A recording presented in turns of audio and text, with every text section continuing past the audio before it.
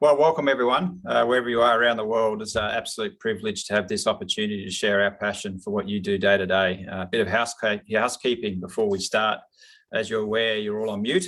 Please stay on mute during the presentations. We'll allow you to unmute and ask questions during the Q&A section. And we're going to leave heaps of time for that. And you can raise your hand through the function to ask a question too. You can also use the Q&A function in the bottom right-hand corner to ask any questions you may have throughout the presentation.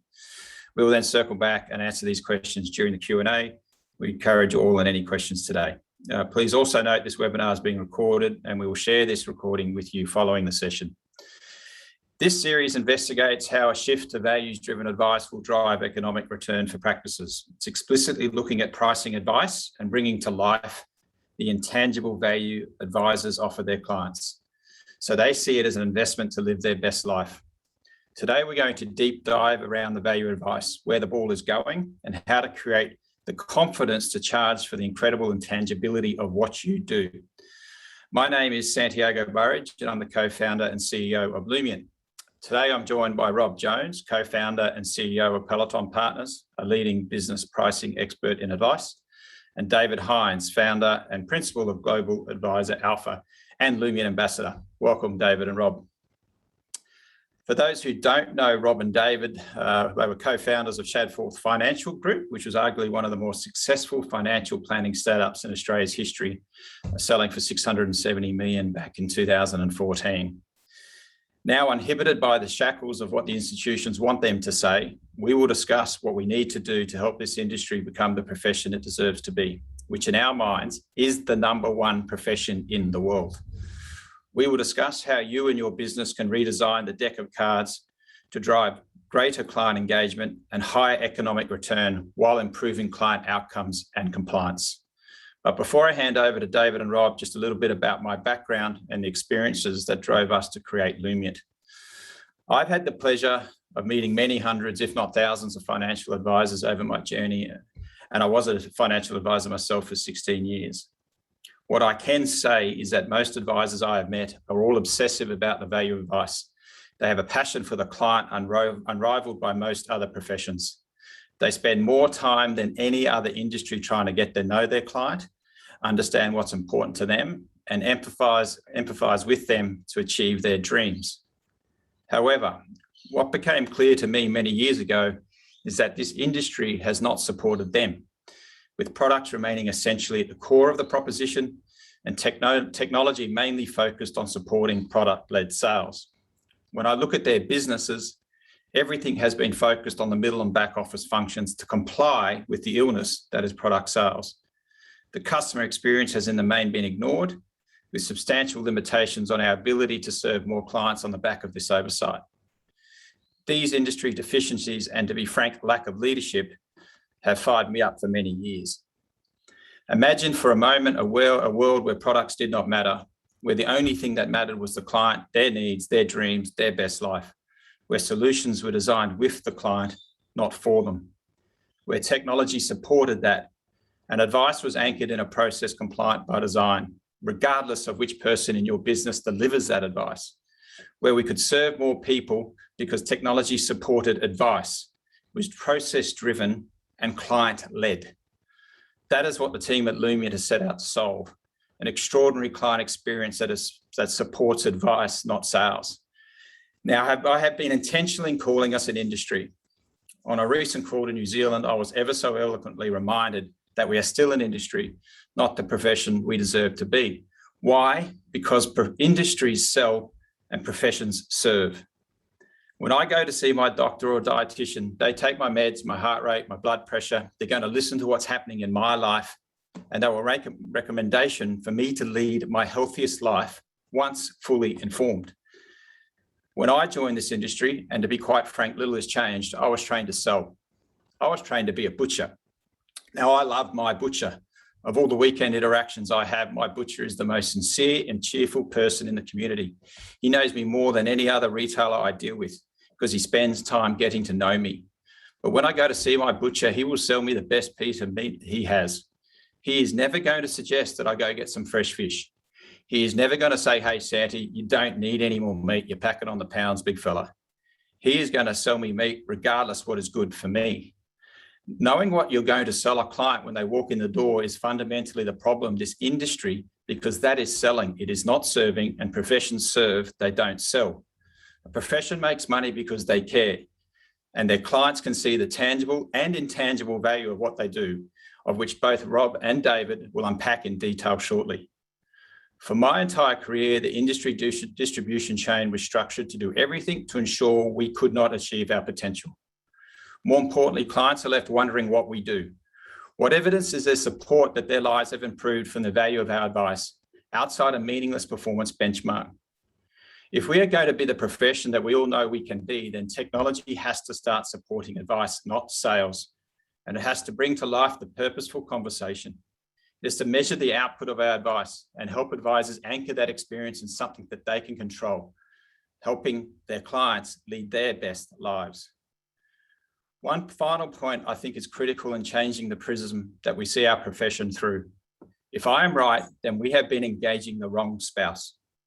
Forever, it has been the CFO spouse who completes the fact find, the risk profile, participates with the advisor, and logs in to see how they're going to that meaningless benchmark. The same spouse questioned things when it doesn't go to plan, arguably, quite rightly, as they had never had any mathematical chance of creating outperformance. Did anyone just have a holy shit moment? It is the non-CFO spouse who runs this family, who is in touch with everything that matters to them, who lies awake at night worrying about their well-being. Imagine if we gauged in them and brought that to life, and we could prove that everything they are doing today will allow them to live the life that they dreamt of in the future. Is the light on yet? Imagine receiving up to 4 times more referrals as you engage the person who tells their friends that their advisor is amazing. They deeply understand us, that we cried with them, and that you need to go and see them. Now imagine that CFO spouse telling their friends about the same meeting, and that has created a discussion with their spouse that they have not either had for a long time or never before. I suggest to you that we have been playing the wrong game, with a set of cards dealt to us by a product-led industry intent of keeping us unprofessional. In my mind, it's time to create a new set of rules where you and the advice you give are the picture cards. Now, onto the main acts. David, I thought I met a lot of advisors before I met you. You've traveled the world trying to help this profession move to what you call above the line advice. What in practice does that mean? Over to me. Well, Sandy, firstly, thank you. Unsurprisingly, I agree with everything you just said.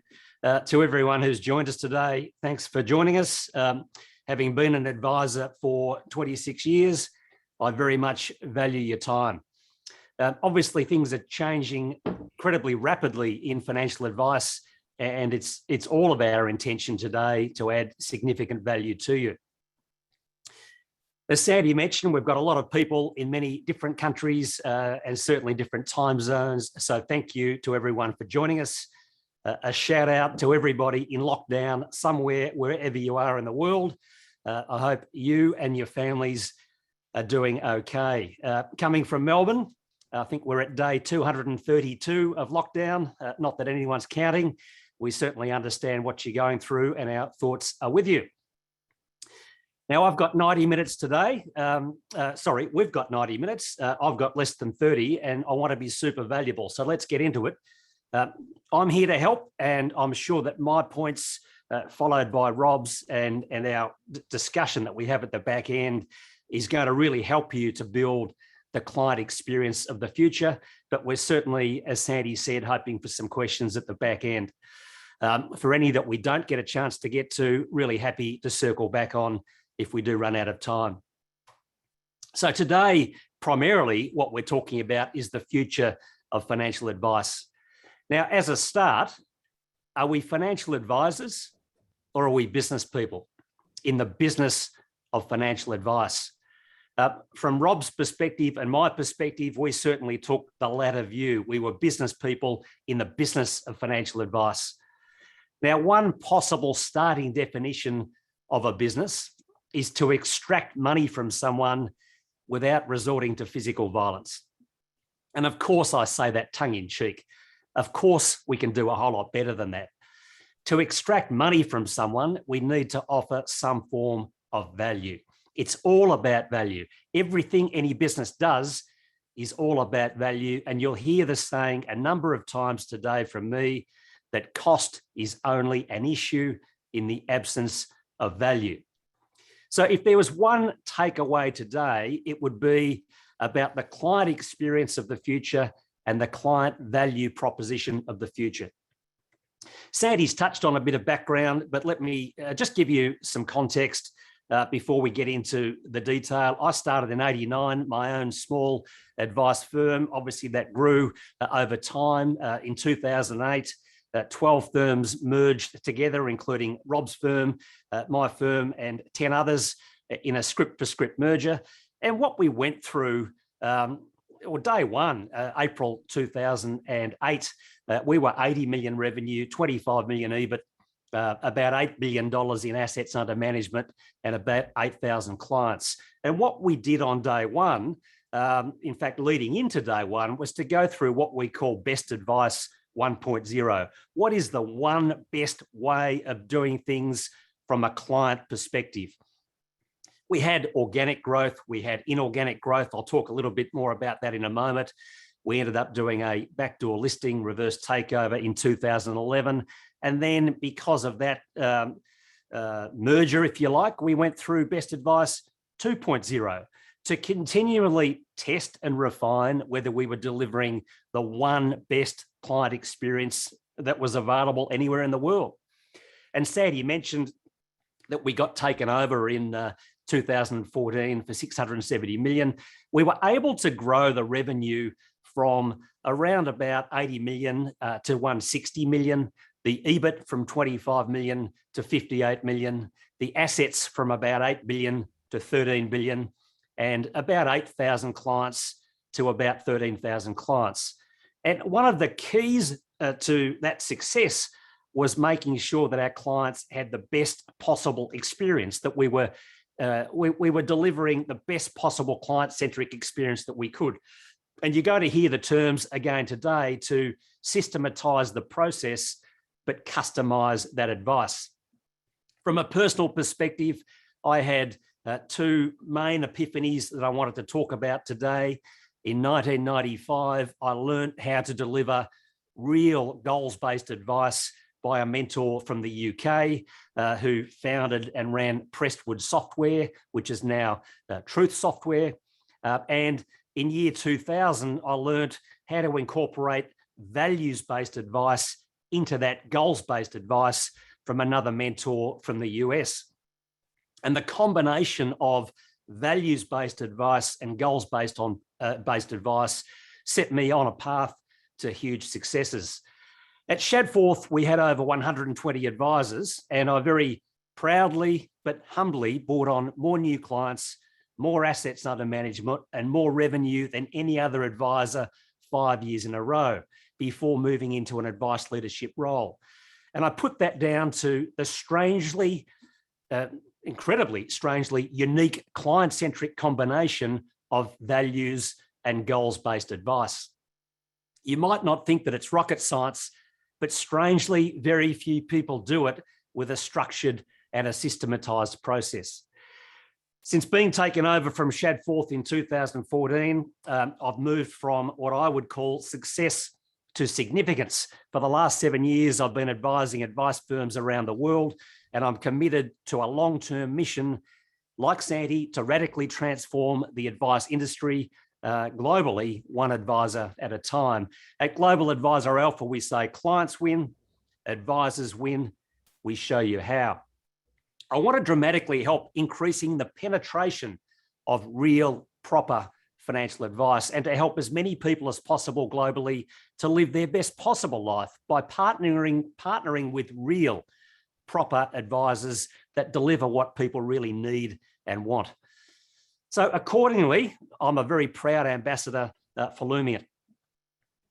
Now, today, I know we have many people from many countries. In Australia today, we have 10% penetration in financial advice, and we've got advisors leaving the industry in droves. Advisors typically want to grow their businesses, but on average, they're not growing. Now, I'm sure many of you have heard of Einstein's definition of insanity.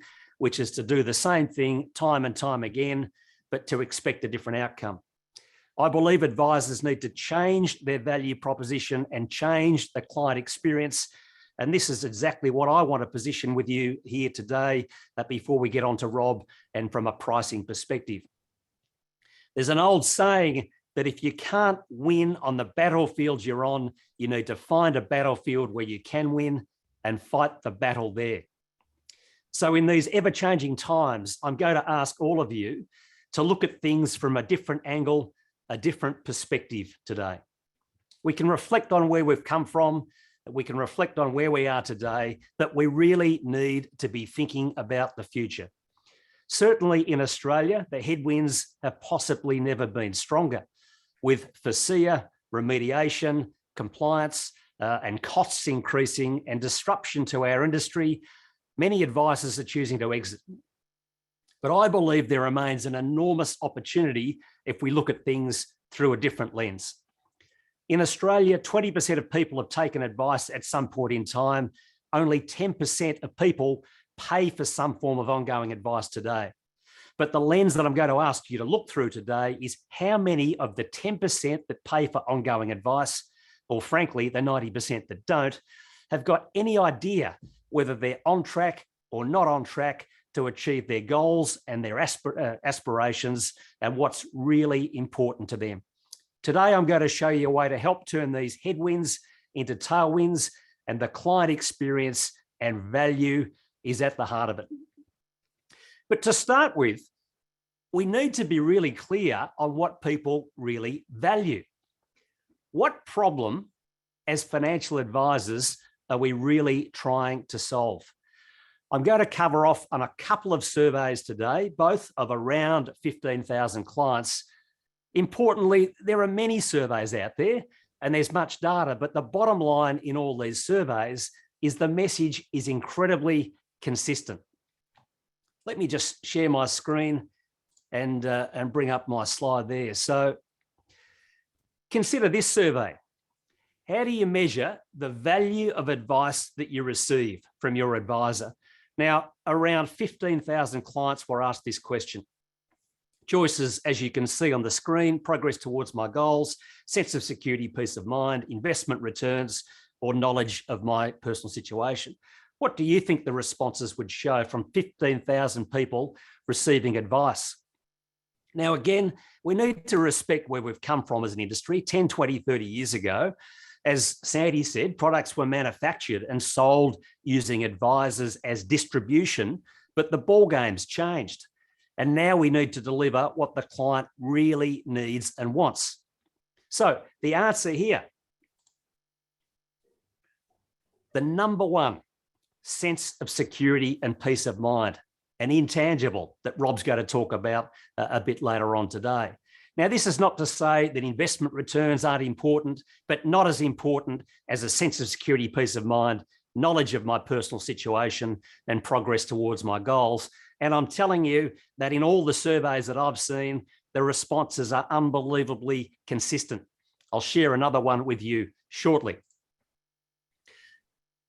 Again, continuing the theme of data, on the advisor surveys that I've seen, the number one thing that advisors would like to be doing is to grow. And on average, right now, advisors and advice firms are not growing. So today we've got 10% penetration at advice. We've got advisors leaving in droves, and we've got advisors that want to grow, but on average, they're not growing. Again, we've already covered off Einstein's definition of insanity. It's doing the same thing time and time again and expecting a different outcome. I put it to you that advisors need to change their value proposition and the client experience, and this is exactly what I'm covering right now. Consider the saying that you can have anything in your life you want if you just help enough people to achieve what they want. But advisors on average aren't growing. So again, we've got to change the battlefield, find a battlefield where we can win and fight the battle there. Advisors need to change something. We need to look at things from a different perspective. Something needs to change, and I'm saying it's the value proposition and the client experience. The problem we are trying to solve needs to change. So where's our industry headed? Well, I believe, like Santi, that we are heading towards becoming a profession, but we are certainly not there yet. Our industry started out years ago in what I call phase one, being sales-centric, product-led and product-paid, where advisors were paid as the price taker. Now, phase two sees a move from being a move towards being advice-led, but still product-paid. And the key step in phase two is moving from being product-paid as the price taker to being product-paid as the price maker. Still paid from the product, but where you as the advisor determine your fees based on your value. This is the critical step. Once you learn that cost is only an issue in the absence of value, you are the price maker, you're away. The final step, phase three, may take some time to come. There are certainly advisors moving towards phase three in Australia, but it will see a profession emerge where the proposition is advice-led and advice-paid. Just like doctors don't get paid for selling pharmaceuticals, that's the domain of the pharmacist. The key is phase two and moving towards becoming the price maker. So I'm going to just share my screen with you again and run through some different models that are available. There's no one size fits all, and there's various models out there, and we're all doing things differently in some way. The key is value. So at one end of the spectrum, you've got a robo that might be dealing with 1 to infinity number of clients, but what the robo is providing in the dark blue boxes there, it's around the asset management, the allocation, and the portfolio management.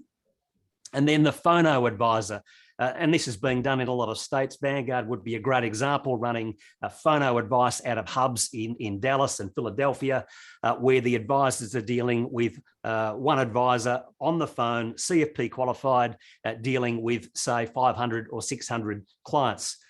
The model that most of us would understand, the financial planner or advisor model, is doing all of the dark blue and the light blue above the line, which I'll come back to in just a moment. I don't want to underestimate for a moment the amount of work's involved in those two light blue boxes, particularly the top box being the human advisor, but I want to make my point in just a moment. And finally, from a wealth manager perspective, where we might be acting as the personal CFO as well. Now, wealth manager might be 1 to 10, 1 to 20, 1 to 30, the financial planner and advisor, 1 to 80, 1 to 100, 120, the phono I've touched on before. But here's the point. You notice the difference between the dark blue and the light blue for a very key reason. And here's the reason right here.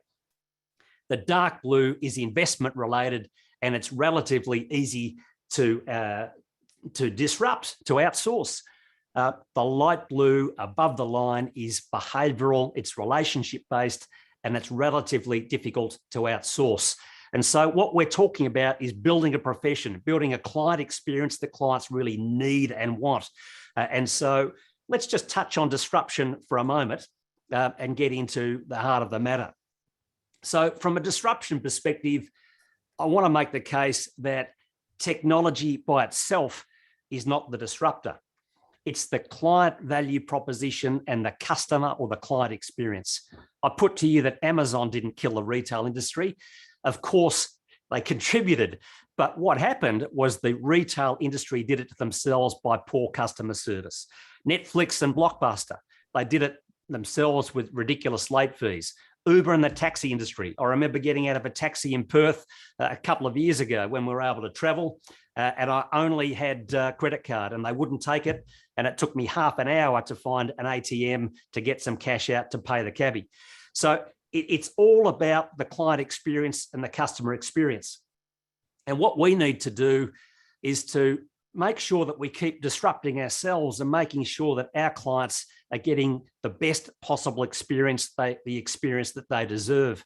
And by the way, in this day and age, when our clients are customers of the Apples and of the Amazons, the bar's been raised to a certain client experience that they're expecting from all their professional advisors, including financial advisors as well. So the question I ask here is, what problem are we trying to solve for our clients? Is that the problem that they really need to have solved? Are our clients living their best possible lives? Are they on track to achieve all that's important to them? If we look at the issue of value and immunity to digital advice, in short, the only way to become immune from disruption is to move further up the value chain towards the right-hand side of this chart. We've got to have much deeper and more personalized relationships with our clients. Values and goals-based advice, behavioral coaching, wealth management is where it's at. On the left-hand side, products on its own, you are wide open to disruption, and the disruptors are most certainly coming. But we need to walk the talk and not just talk a big game, and that's where Lumiant comes in. So Sandy touched on this notion of above the line and below the line. So let's unpack that a little bit more right now. We've got to start to build the client value proposition of the future. I believe that the client value proposition of the future is going to help clients achieve their future lifestyle goals.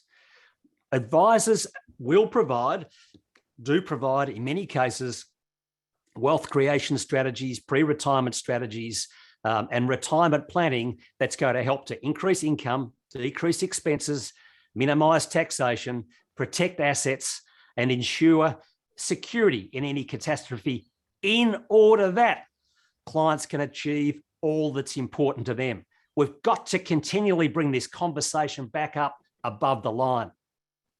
We talk about above the line and below the line. We need to move the proposition from product to people. We need to move the proposition from money to meaning. You see on the left-hand side of this slide, we need to start with the why, not the what and the how. Look at most financial advisory websites, that they typically start with what they do and how they do it below the line. They talk about mortgages, risk insurance, retirement savings, superannuation, saving plans. That's what we do. That's how we do it. But the best firms today and the future firms are going to connect immediately on a deeper level. Why they do what they do, to help people achieve what's important to them, their goals, their aspirations, and to lead their best possible life. Now, I mentioned earlier that I'll touch on one other survey. If we look at the grey talking cloud there, these words are the results of a survey of 14,000 customers of an Australian bank in the mid-90s that were looking to build financial advice. And the question was asked, if we build financial advice, what would you like it to look like? And the answers came back from 14,000 people. We'd like you to know us, know our families, understand us, help us, simplify us, declutter us, and reduce our anxiety. So the message can't be any clearer. Advice firms aren't growing. Surveys tell us time and time again what people really need and want. Again, the message couldn't be clearer. Could it be, just could it be, that advisors around the world are charging for what they could be giving away for nothing, and giving away for nothing what they could be charging for? Just have a think about that. We need to pivot the conversation to above the line. We need to be talking about beating not some benchmark, but helping clients to achieve their financial goals, living their best life based on their core values that are close to their hearts. Keep the message simple, keep the message in front of them, constantly reinforce the message with what real, proper financial advice is.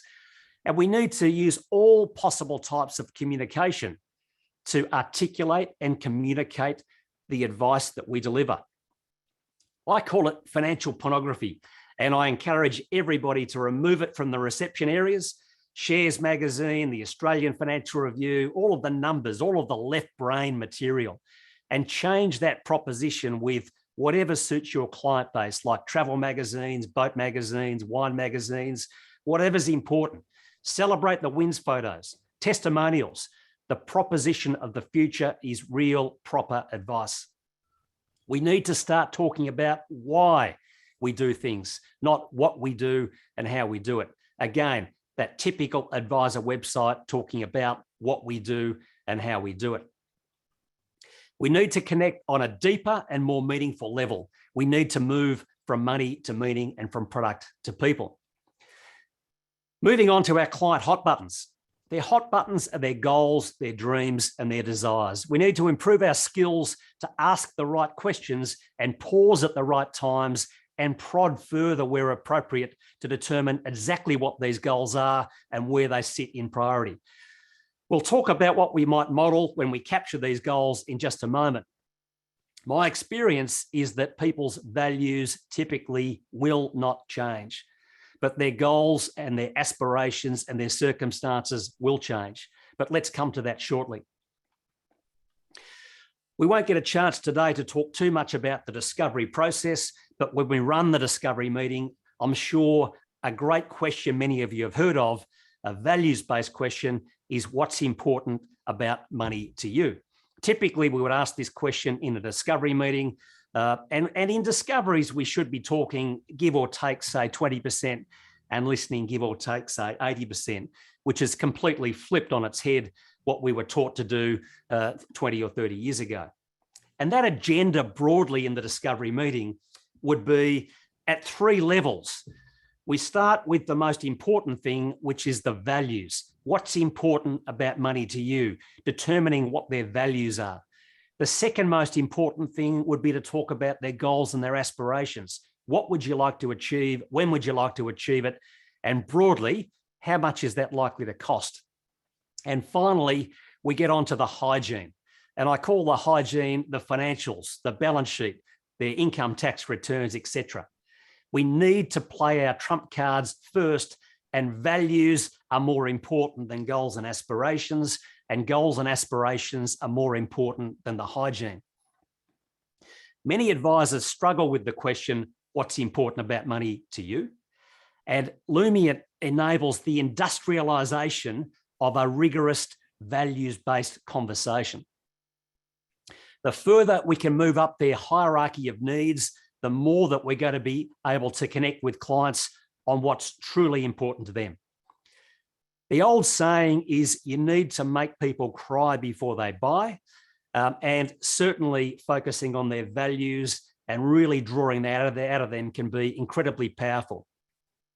The more we can understand them and what makes them tick, we can talk to them in their terms that are truly deeply important to them and constantly reinforce that, not just on that day, but over the lifetime of that relationship, because the values won't change. Whilst beating some index or benchmark might be of interest, the real reasons of interest is to help people achieve what's important to them, their goals and their values and their aspirations, again, bound by their core values. Now, a fundamental part of the new value proposition is what I call lifelong cash flow modeling, what Lumiant refers to as your best life, because life is a series of trade-offs. More of one thing typically means less of something else. There are thousands of single-purpose calculators out there. How much super do I need? How much insurance do I need? How do I pay off my mortgage earlier? But very few consider all the permutations and combinations of client goals and aspirations and the associated trade-offs. We must do this planning with our clients, not for them, in a collaborative fashion. And we use reasonable and prudent assumptions to consider the impact of prioritization of various goals and aspirations. Of course, they are only models based on the best possible assumptions on where they're headed and what those competing trade-offs are. But the alternative to making prudent assumptions is to make no assumptions at all. This is what I call the new benchmark or the new index, the Am I okay index? Am I on track? Remember, the new proposition is to help people live rich, not die rich. People want to know what's their number. They want to know simple things like, can I keep the heater on in winter? Can I keep the air conditioning on in summer? Can I send my kids to private schools? Can I retire at 55? Can I travel more or travel business class, etc.? We can typically achieve anything in our lives that we want, but we can't achieve everything because life is a series of trade-offs. More of one thing typically means less of something else. And people want to lead their best possible life. People want to know what their number is. Again, it's about helping people to live rich, not die rich. I'll share a couple more slides with you before I pass over to Rob. And talking about plans, of course, a lot of things can change in people's lives.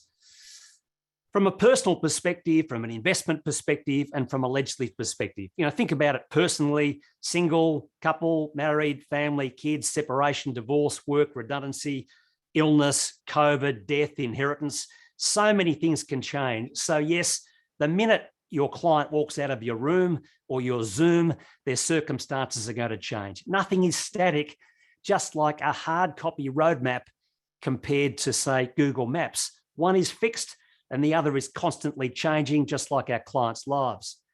But the alternative to making prudent assumptions, as I said, is to make no assumptions at all. And remember, what's important to our clients is know me, know my family, understand me, help me, simplify me, declutter me, reduce my anxiety, a sense of security and peace of mind that I'm on track. So we constantly model where there's a material change in circumstances, just like a plane flying from, say, London to Sydney. Things are off track, as I understand it, most of the time, but we need to keep bringing things back on track as changes occur. It's all part of the value of advice. Pilots aren't just well paid for what they do, they're well paid for what they might have to do, providing passengers with a sense of security and a peace of mind, just like financial advisors. The good news for advisors is that products have been commoditized, the value chain has changed. 20 or 30 years ago, if you look at the value chain, you wanted to be in the product space or the platform space. And as advisors, we were the price taker. We were told what our margins were worth. It's all flipped on its head. Today, firstly and importantly, the total cost of the client has dropped substantially, which is great. Asset management and platforms have been squeezed and to a degree commoditized. Yes, they can still make great margins with enormous scale, but advice has moved from being the price taker to the price maker. And I say that cost is only an issue in the absence of value. Where you deliver real value, margins have increased significantly, and Rob's going to talk about this very shortly. Great news for advisors, increased margins, but only if you can add and articulate value. We talk about value in two terms, tangible terms and intangible terms. Tangible is obviously real dollar savings or dollar makings, and the intangible is a feeling. And we teach advisors how to articulate both the tangible, the intangible, and under what circumstances. For those of you that are looking for extra guidance on that, we've built a program specifically called the Client-Centric Advice Program. It's available online. There's 22 topics, 27 videos, 38 best practice templates. Jump on the website, Global Advisor Alpha, and you can do that in your own time, in your pajamas, and that'll help you to learn all the skills in articulating the tangible and the intangible value. Finally, just to share a couple more slides. One of the best business books that I read many years ago was The E-Myth by Michael Gerber. He says, based on the quote on this particular slide, it's not the unique things of a business that make it successful, it's the business's ability to do the ordinary things in an extraordinary way and to do those things consistently, predictably, and effectively day after day after day. Now, whether you love or hate McDonald's or Burger King, compare McDonald's or Burger King to your local burger store. Why hasn't your local burger store scaled? Often there's just too much original thought in a routine situation. We need to build the right client experience and the right client value proposition, but we need to systematize the process and customize the advice. We're not talking about a cookie cutter approach. A really quick story, and maybe we can cover this off a bit later on in the chat, but when we set up Shadforth in 2008, the prospect would come in, the door would close, 2 hours later, the financial advisor would come out. We had 120 advisors, and our conversion ratio in the first 12 months was 25%, 1 in 4.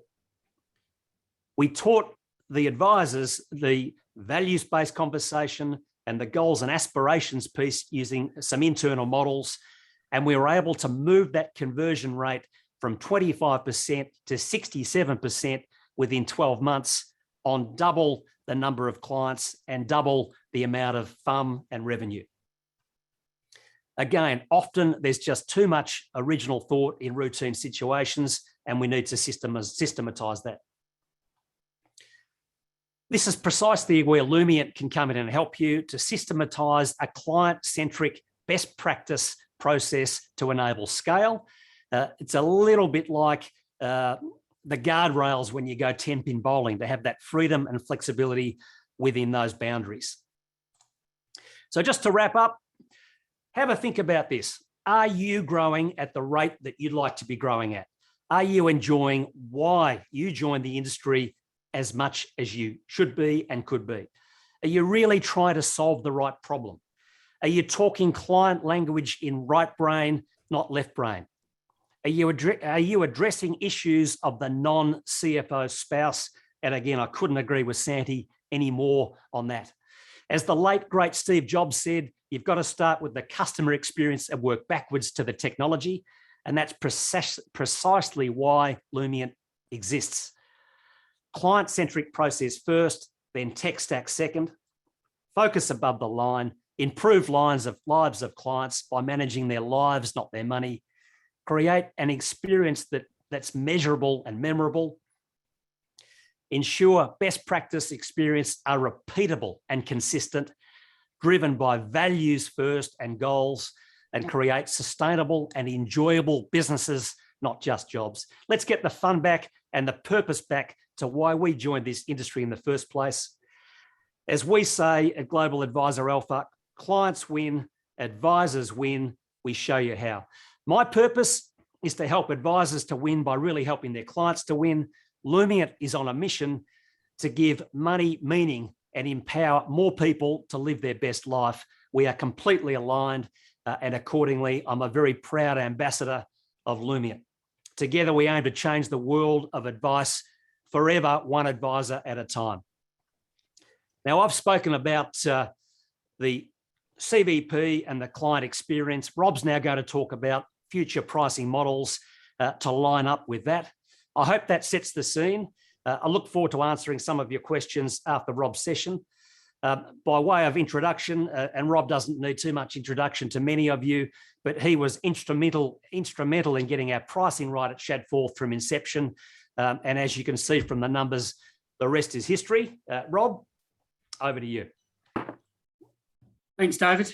And I think everyone was concerned I was going to waffle on and go overboard, and you clearly have. So I'm going to have to condense this down now into a really sort of, yeah. And I thought we practiced this too. And you told me, you said, hey, listen, I'll go for about 20 minutes and 45 minutes later, I think. But anyway, enough of that. I've known you for many years, Dave. Thank you very much for that. Love your passion. We share a similar hairstyle. But, you know, according to the surveys I've conducted, and you talked about a few, apparently I wear that much better than you. So anyway, enough about you, and let's come at it at a slightly different angle. So I'll share my welcome to all of you, and thank you for giving up your time, equally as David said. And to those that might be listening in from other countries, a warm welcome to you all. Especially a warm welcome to a large number of the firms that Peloton, my business, has worked with over the years. It's a privilege to have you, firstly, to have been working with you for such a long time, but also to have you come and listen to me again, and especially to David as well.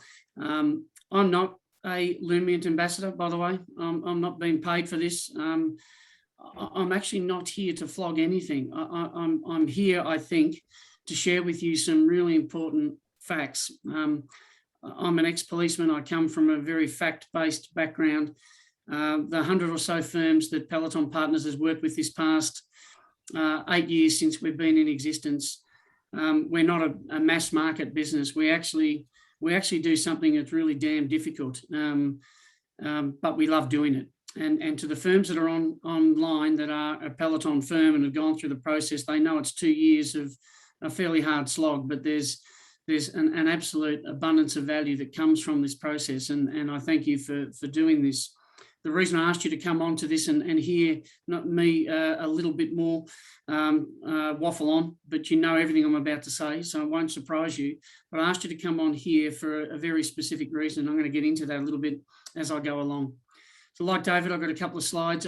My main feature, I believe, is next week when I'm talking about how to actually price advice properly, price value properly, how to position value properly, how to do all the things that have been traditionally quite hard for us because we've been smashed by legislation and smashed by regulation in this country in the most intrusive way.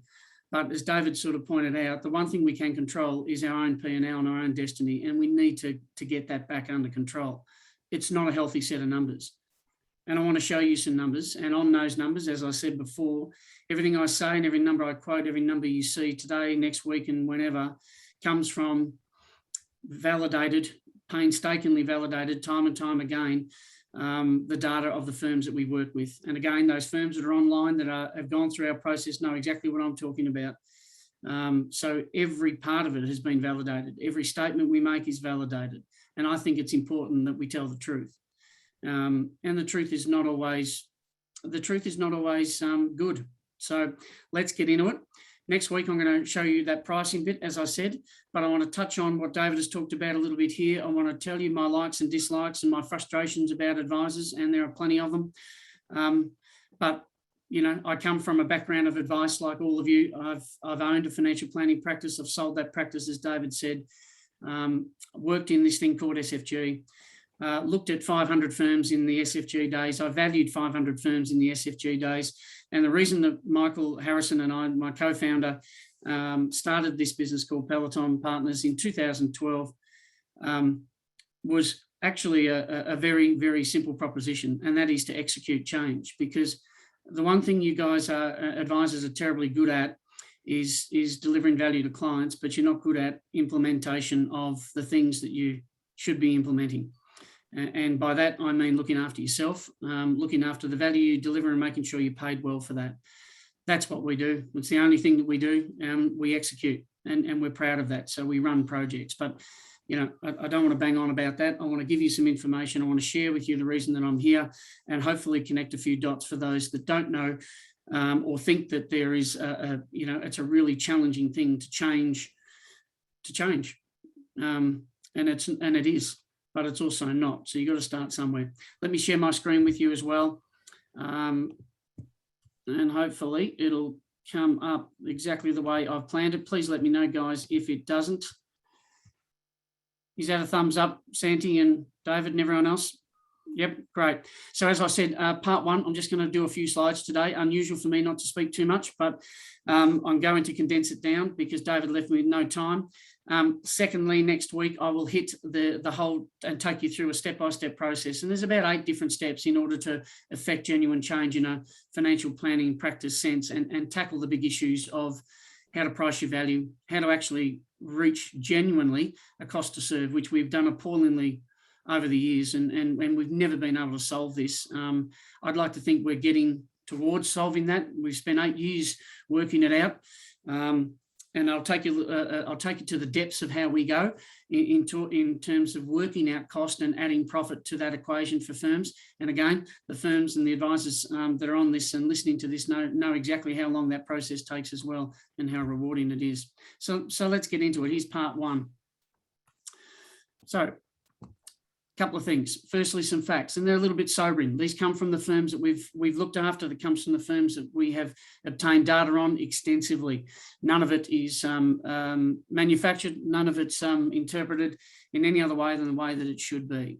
But these are the facts.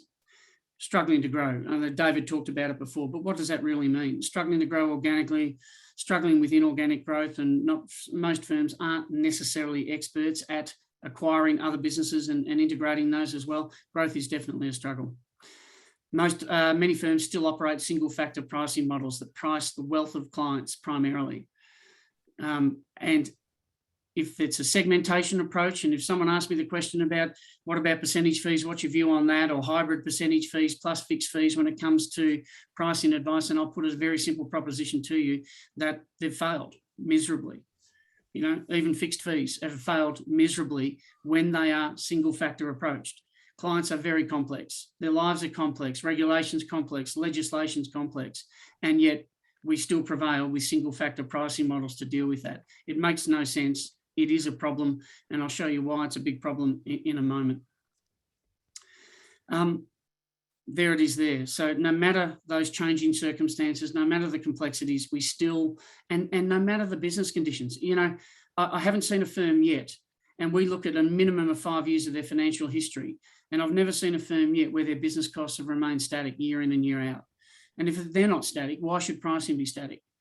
Why should you throw it to chance as well? Because you shouldn't leave it to chance. You should have a very clear process of pricing what you do, adding profit to that. Profit is such an important part of the equation, too often left out of the conversation with clients as well, by the way. So we're going to get into that as well. The biggest issue is most ongoing fee models are not producing an acceptable standalone profit. This is a big issue. And to give you a bit of a stat, in this country, over the last 5 to 6 years, there's been an average net margin, net profit margin, if you like, of around 25 to 28%. It's always sort of hovered in there. But you take that a little bit below the line and you take out one-off non-recurring revenue, such as, you know, new clients coming in with fees that are charged but not continued on. If we used to have product related commission in there and all other bits and pieces in there, but if you strip that out, and it's one of the first tests we do, it actually shows you exactly what's going on at a pricing level inside a financial planning practice. It's actually an easy exercise to do, and I encourage you to do it. Take out all the upfronts. Most of what you do, most of the expenses that you have in your P&L are pointed at ongoing advice, at the delivery of ongoing advice and implementation of that advice. And yet that is an unhealthy, and most pricing frameworks are very unhealthy, not doing what they should be doing. And the level of profit that's been delivered is around about 15% of the firms that we've looked at, the 100 firms. So firms with a single advisor through to 10 large businesses, very, very similar when it comes to that fact that you strip out the one-offs, you look at what the ongoing pricing model is doing, and yes, it might be making a profit margin, but barely in some cases, and actually not at a sustainable level in others. You operate small, risky businesses. You should be targeting a return between 30 to 35% on your ongoing service. You're nowhere near it at this point in time. We've got to fix that up. This is a really scary stat for me, but in the pricing that we have done, and please understand, we price individual clients here. So we've got to, once we unpack and we understand what the client's receiving at an advice level, their circumstances, their needs, their complexities, their fears, all those bits and pieces thrown in, and then the practical moving elements that that their circumstances need to be sorted out, need to be serviced. We then get a very clear picture of what the client should be paying. We then do a simple comparison to what they've previously been paying. And I can tell you now that profit on and pricing on those same clients has either been from minus 200%, so incredibly unprofitable relationships that are costing you money, through to clients that are paying a ridiculous amount of profit, all because of ineffective primarily single factor pricing models that make no sense and bear no relevance to the issues that the client is facing and the profit of your business. And this is a problem and it must be solved. I'm not saying that advisors are ripping off clients, far from it. It's not that. It's your historical models just haven't kept pace. They don't change. Whilst everything else has changed, it's remained the same. It cannot remain the same for the future. So it's not an issue of ethics of running a percentage-based fee on funds under management or a fixed fee and beating your chest that you're already a fixed fee firm. It's got nothing to do with that. It's got to do whether or not that model is complex enough, sophisticated enough to price sophisticated client circumstances. That's what is important. And that's what I'm going to take you through next week in a lot of detail. Analysing applying profit margin is practically non-existent. And the firms, again, I was never there to embarrass you, but you know what I mean when I say this. If I asked you a question, a very simple question on any one of your existing clients, as I've done, and asked you to tell me what profit you're making on that relationship, and everyone looks at me bewildered, we have no idea. Well, that's a simple proposition that you cannot go forward on in this industry that wants to be a profession. It just makes no sense at all. And I'm passionate, our business is passionate about fixing this up. As David said, one advisor at a time. The client is the easy bit. It's the advisor and the advisor business that we're most interested in fixing. And I want to link that back to the Lumiant, what I see as the value of something like this Lumiant offering that's come to the table, maybe in a slightly different way that Lumiant sees itself, but that's okay. We're all different. But I want to link you to the reasons why I think it is important, and it's taken me some time to get there. So some likes and dislikes, and everyone who knows me will know what I'm about to say. What I love is great financial advice is very valuable to clients. You know, the stories that we have to sit through. So for Peloton, who's a pricing expert, so to speak, it takes us a long time to get a business, probably around about 3 months to get a business ready to actually price its first existing client. It's not an overnight thing. It's not a simple course. It's not a 2-hour thing. It takes us a long time to build it right, to understand the genetics of the business right, first and foremost, to understand the aspirations of the business owners, just as much as advisors need to understand the aspirations and drivers of clients. We need to do the same. It's no different. But what I can tell you is advice is so important, and I get sick and tired of advisors trying to dumb down their value. It annoys the bejesus out of me, as you can tell. Great financial advice makes a genuine difference to clients, the lives of clients. We've heard the stories. We've heard the change in people, the changing clients' behaviour, the changing clients' fortunes, the changing clients', mental health, because they've been the beneficiaries of great advice and where that advice has intersected and solved problems they couldn't solve themselves. Clients value the advice they receive. And again, I want to perpetuate my comments. And if you hear nothing from me, please hear this. It is not an issue of needing to sexy up your service offering, try and provide clients with too many big fancy things. Clients actually value advice supremely well. We've put 7,000 clients through the Peloton process. Some of those clients have tripled in their fees. Some have gone backwards, as they need to be if the integrity of the process is right. But in every single case, it's never been an issue of clients not valuing their advice. It's advisors not valuing what they do. It's advisors not valuing the advice enough. So clients aren't the issue. You're the issue. We're the issue.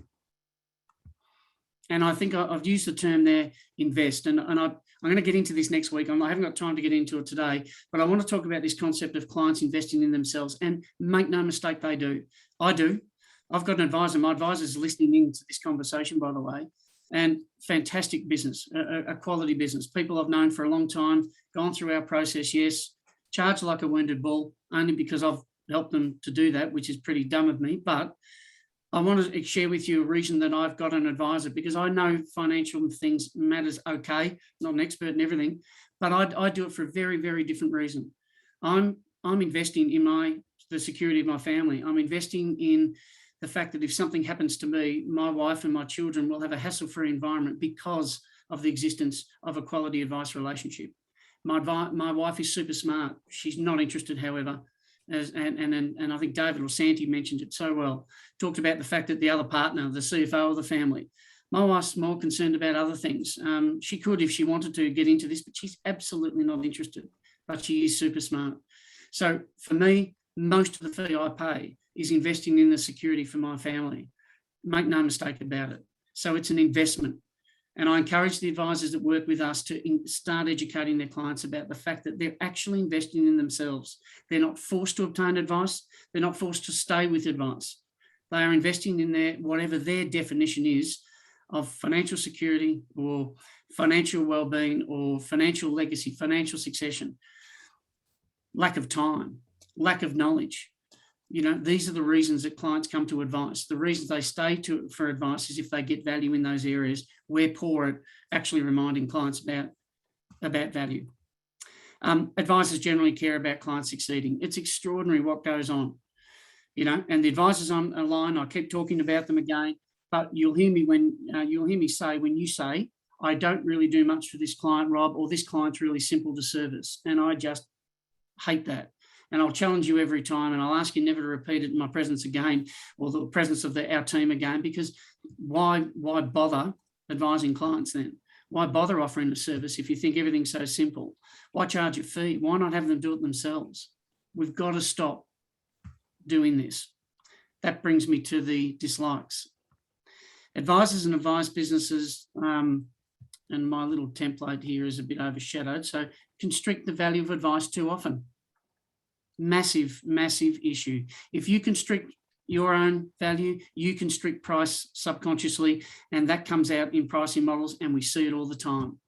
And if you think you don't, well, I'm sorry to tell you, you do. The evidence is very, very clear.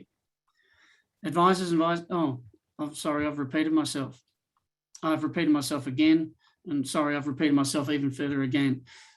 I know I'm being smart in saying this, but this is the dislike. This is the big issue for me, and the issue we're trying to solve all the time, deliberately repeated for effect. The most important equation for every financial planning business, and it's a simple proposition. I was talking to a new firm that we're working with the other day, and all I said to them was that I've got a very easy job at the end of the day, and you pay me a lot of money for me to help you through and guide you through this process, but this is the equation. It is simple. Discovery and maintenance of the right fee for the client and right return for the business. And please don't elevate your clients above yourself, and don't elevate you above your clients. You see websites sometimes, and I hear comments that, we put our clients first.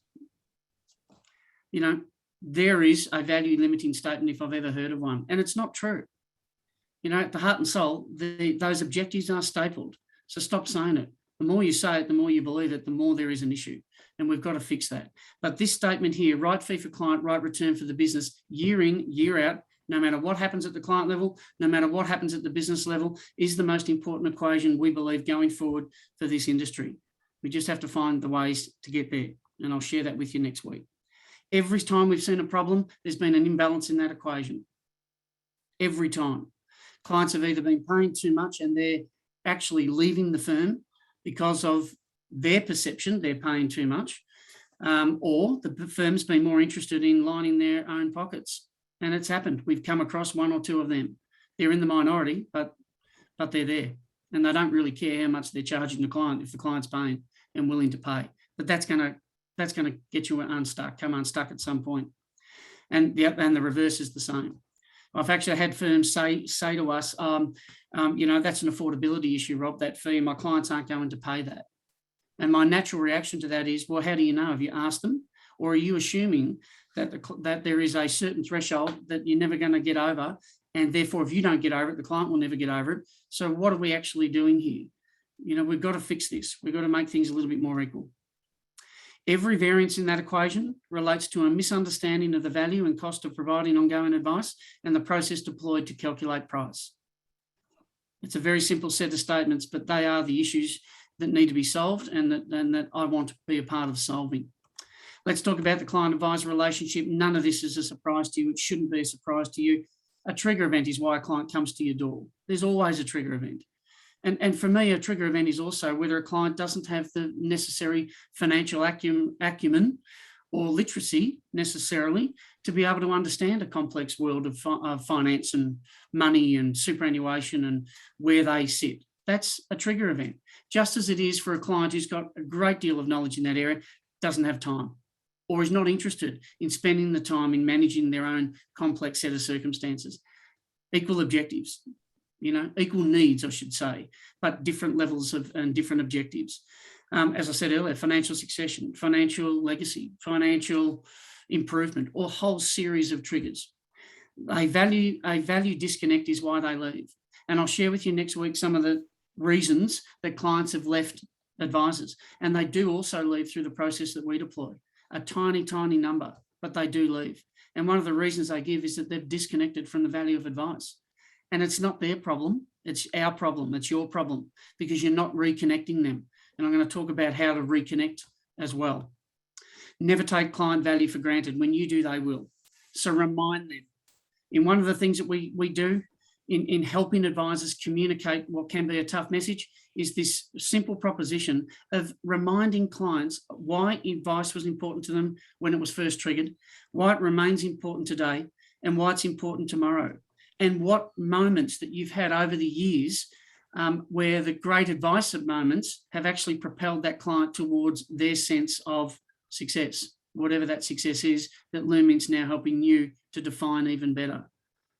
So don't take it for granted. When you do, they will. We leave this as an optional slide for the firms to put in. And I reckon every time we come up against this slide and we say to the firm, the advisor, listen, you've got a chance here now to put in front of the client, not slap them in the face, but yeah, there's a bit of that too, but to remind them of the importance and value of advice. Would you like to put something in? It's not about the investment return, although that's part of it.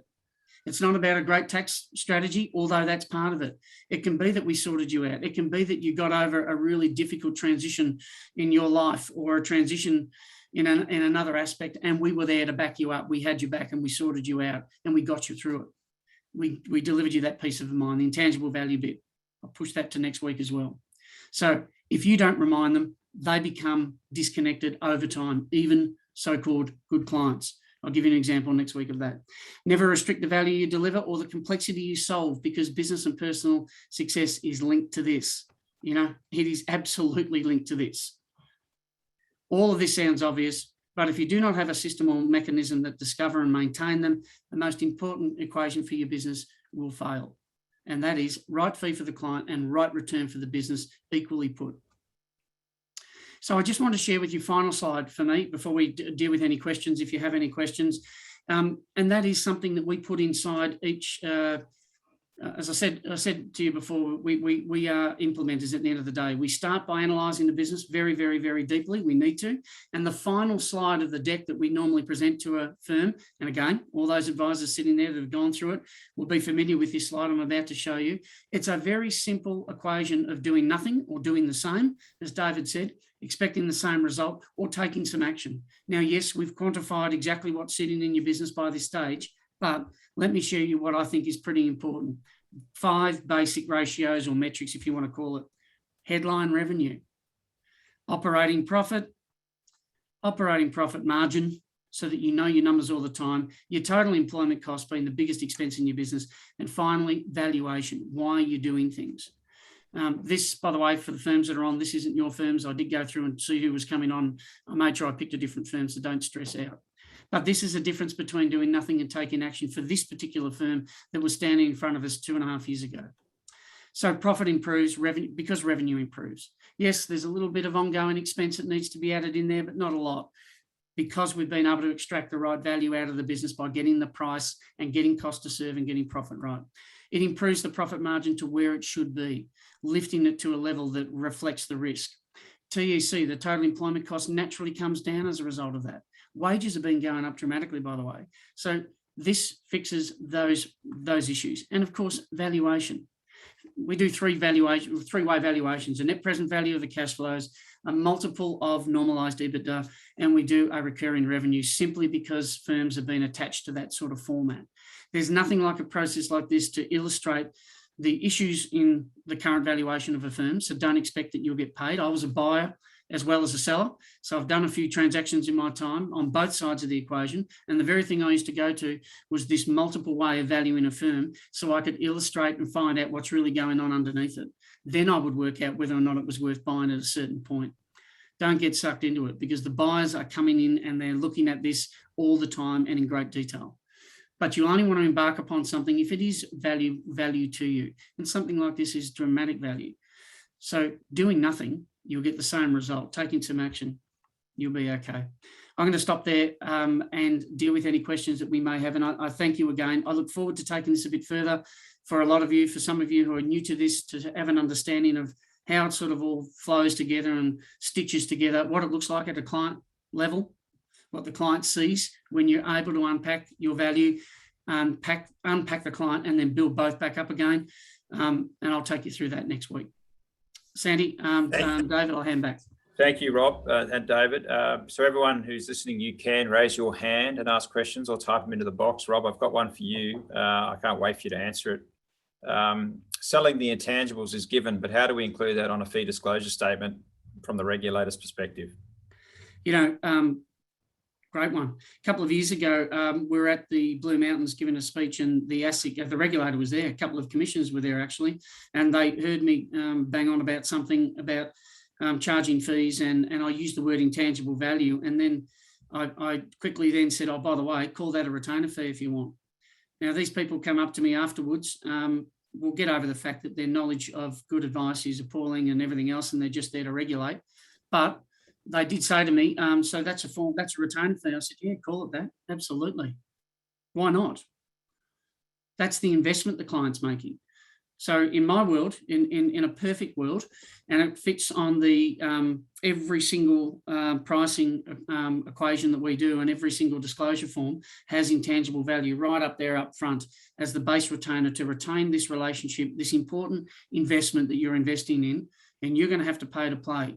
And for each of you, it's vastly different because your needs are vastly different. Your time you need from us is vastly different. So that goes straight on there. So you can challenge me if you like that the regulator's going to poo-poo that, but they haven't, and they don't, and there's no rationale for it. Could make the same argument if I was charging a percentage under management, right, Dave? Where's the tangibility of that?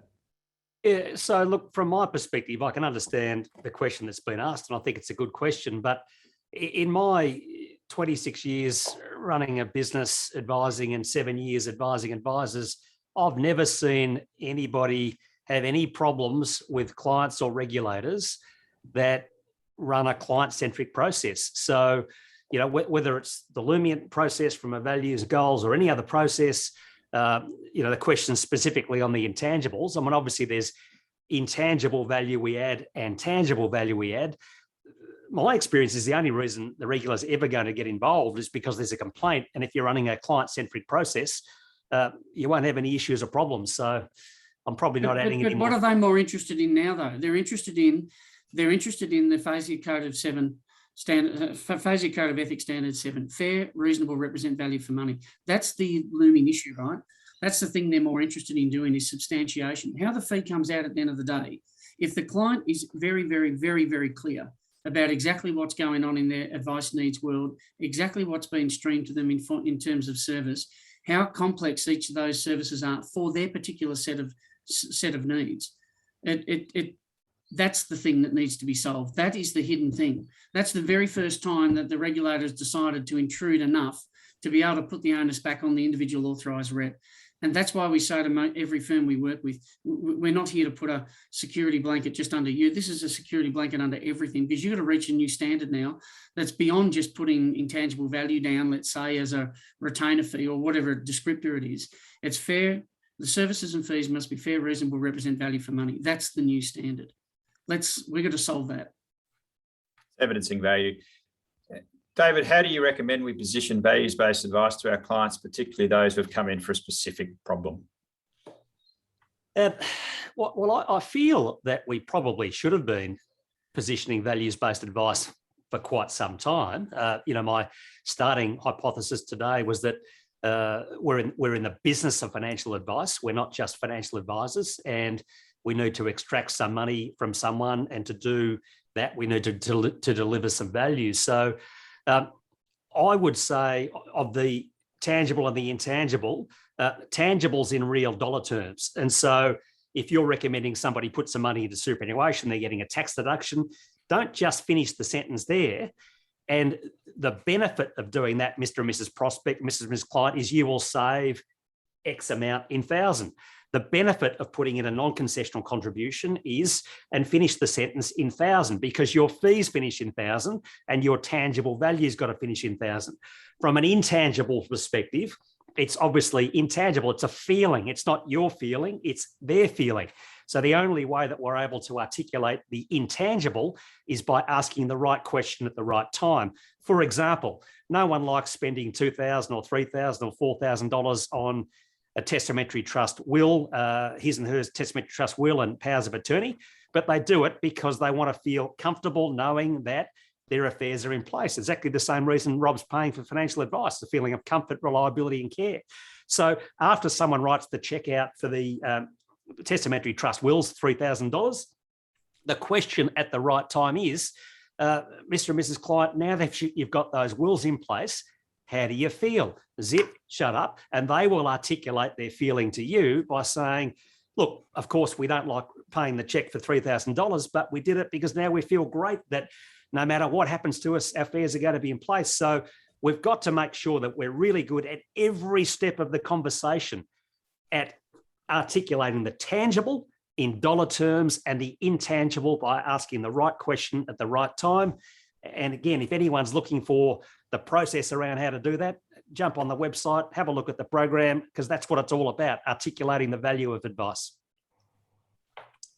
Yeah, and I also think we should scratch the itch. If someone comes in, scratch it, but then take another meeting and step back and say, hey, we can't do our job unless we understand what drives you in life. And to do that, we need to spend some time. So it doesn't have to happen to be the first meeting. Scratch the itch. Rob, David,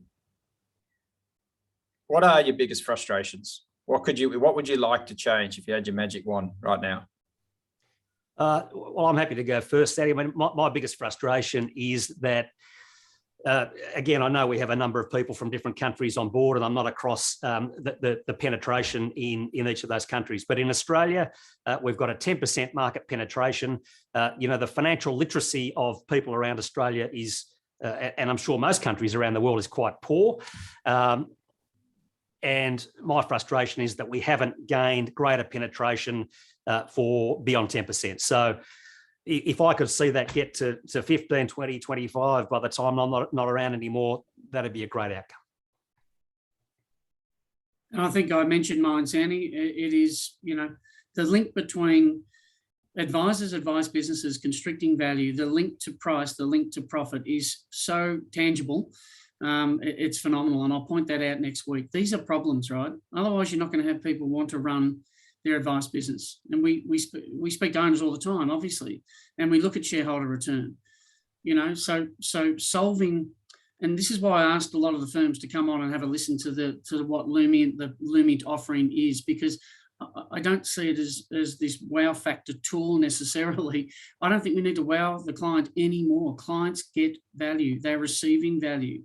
But it opens up, I believe, opens up advisors to understand their value better. And the minute they do, they won't limit it then, therefore, in either positioning their value, the conversation around price, the confidence and conviction around what they're doing for clients, standing in front of a fee. I mean, I had an example of a firm the other day who told me that, they put a fee to a client and the client sort of challenged them sort of then and there on the spot, and they almost sort of caved into the client. How can a client understand and dictate the terms of reference around price? There's a problem there. There's a problem in communicating. Is it the client problem for the client to turn around and say, hey, I want to test this out and I want to challenge price? No, that's what they're doing. They're entitled to do that. But if you're going to sit there and go, and sort of cave in a little bit or try and find a way to smooth the edges for them, all you're doing is taking it out of your own pocket. And that's not a solution at all. And that has to be solved. I was a bit interested in your comment on sort of 30 to 35% being the targets of profit margin. In my travels, I've gone out of my way to meet amazing advice businesses, and they, more often than not, are 50 to 70%. And what they worked out was that it's not about the person. So the 80, 90%, I was actually on a webinar last week where they said that this business that looks after 43 billion said their client facing time is 80% of their advisors, and they're trying to get it to 90. Now in Australia, it's 20. That's awful. And the things that have got in the way from us getting to 20 to 80% are all the stuff that doesn't matter to the client, Rob, is what you were talking about. How do we get it to 50? What are the things that we've got to start doing there? You mentioned profit, and some firms saying 50 to 70%. Well, mate, I've looked at, as I said, 700 I've got data on, and none of them. Well, actually, there's one that's probably at that. And I'd say genuinely at that, and the others are well short of it, especially on a normalised basis. So I challenge that. Don't put data in that you look at yourself. Don't look at yourself through rose-coloured glasses. Too many people discount their own time. Too many people discount so much. We're trying to bring a bit of truth back to this and say that there is an economic engine, which is your P&L, and it has to sustain salary, and it's got to sustain profit, and got to sustain everything else. And it all rolls into itself, right? And to say that there is, that firms are out there making these great profit margins, I simply challenge that, because they're not. The facts aren't there. I was probably more referring to overseas, mate, but what I saw was it's not about the people. It was about the process. It was systemized. It was technology enabled. They weren't picking funds, investments, reviewing fund manager reports. Their job was to be customer obsessed. But they've been forced, haven't they? I mean, we've been challenged because the regulation has made us do all of this. The regulation has made us give a simple piece of advice like, don't spend more than you earn.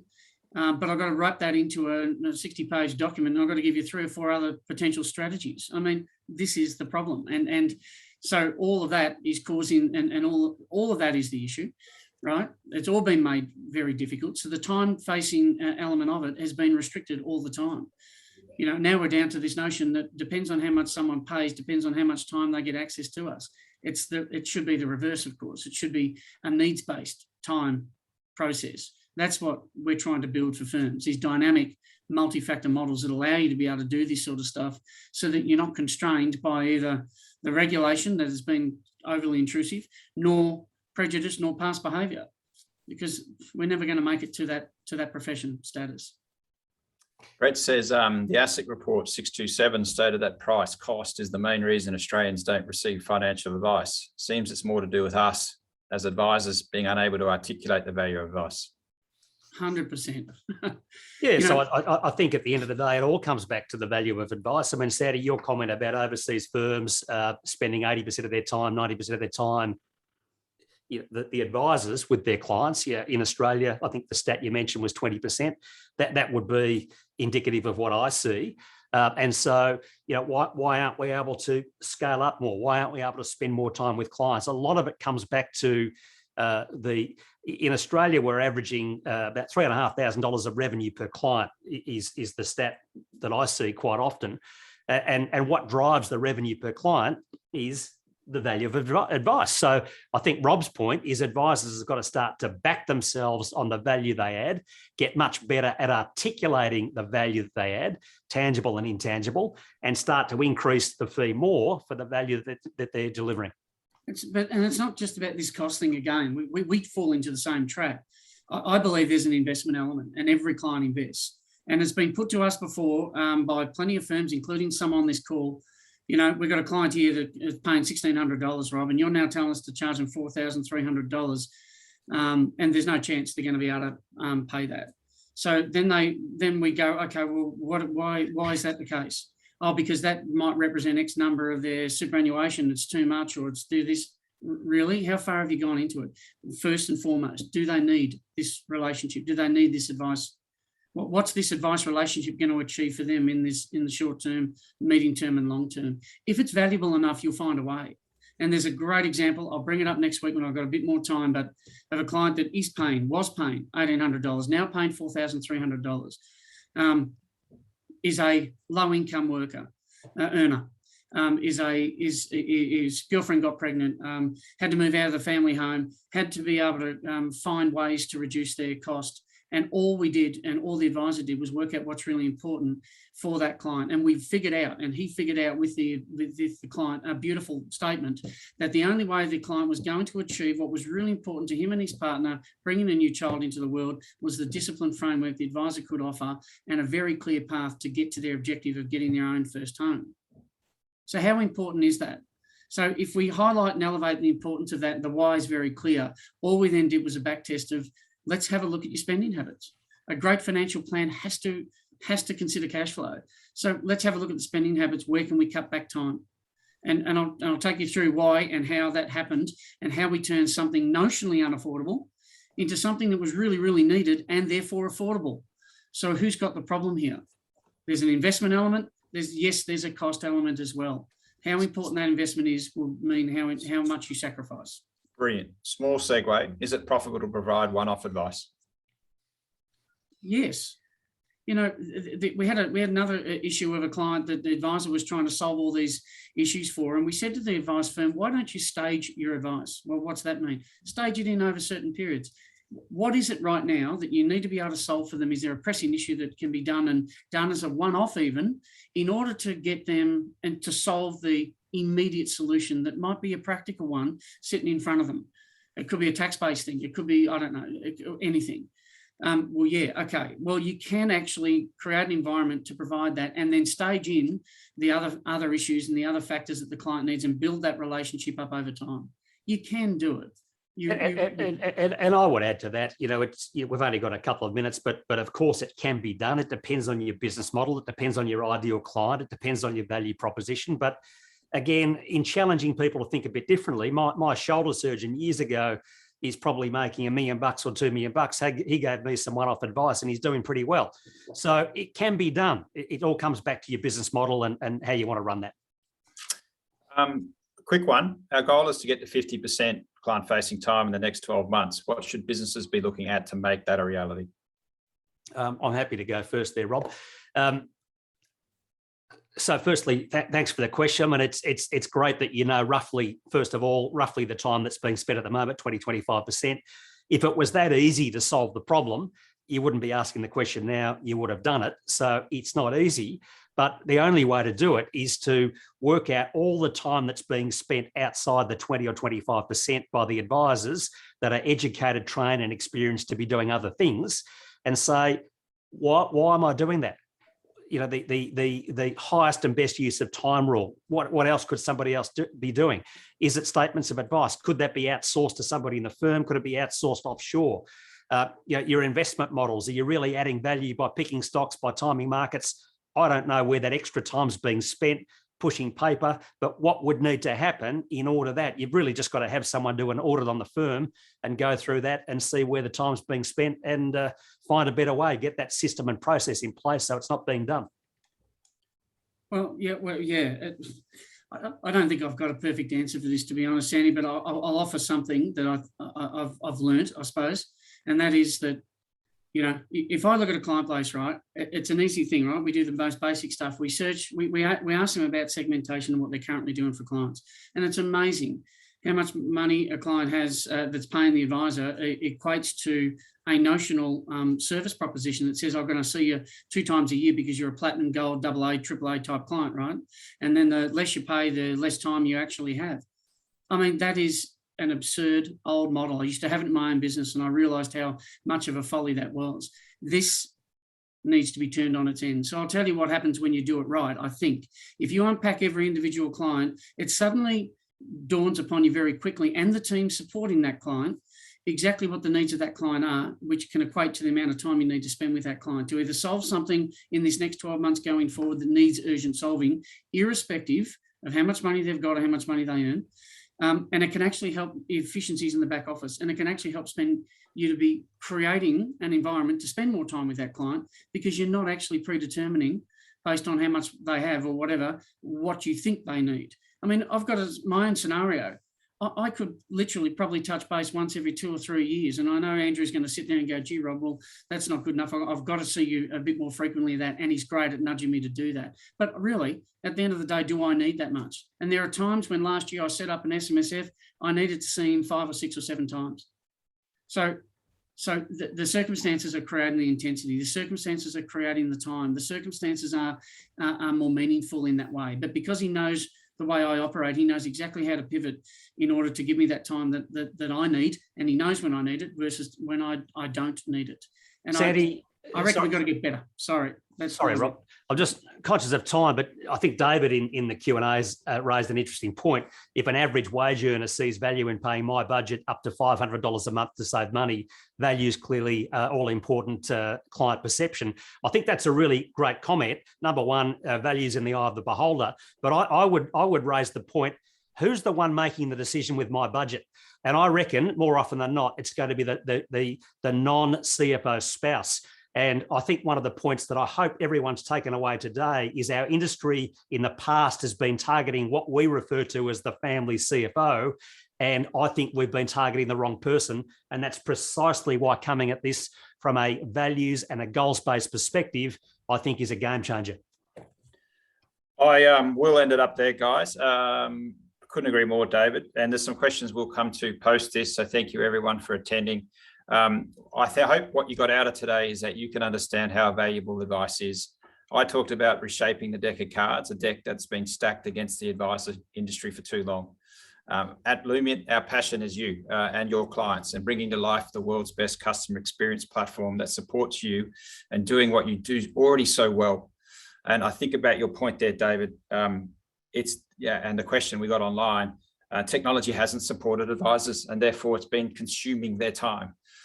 Let's not allow these amazing conversations you have with your client to live in a filing cabinet. Let's not have our results being anchored on a performance benchmark. Your clients are driven by purpose. As David said, they want to live richly, not die rich. As someone I respect immensely once said to me, the truth is every single plan ever written is wrong. Your value is not providing certainty where none exists. You can't pretend you know what's going on when the markets. You can't pretend the plan is right because it isn't. Your job is to help people make great decisions at turning points in their lives, turning points that happen every 3 to 5 years, and to deeply understand what drives them in life so you can help them make great decisions that will be life-changing. We believe, finally, there is technology that can support that. So if I can leave you with 3 things you should be following today. Take a step back and look at your advice process. What and who is driving it? Is the client at the heart of the process? Are you ensuring you serve and not sell? And is your business customer obsessed? Look at how you are tracking and measuring the impact of your advice. How are you recording and showcasing the support that you have provided clients when they reach that turning point in their life? And look at your pricing. Are you charging appropriately for the value you provide?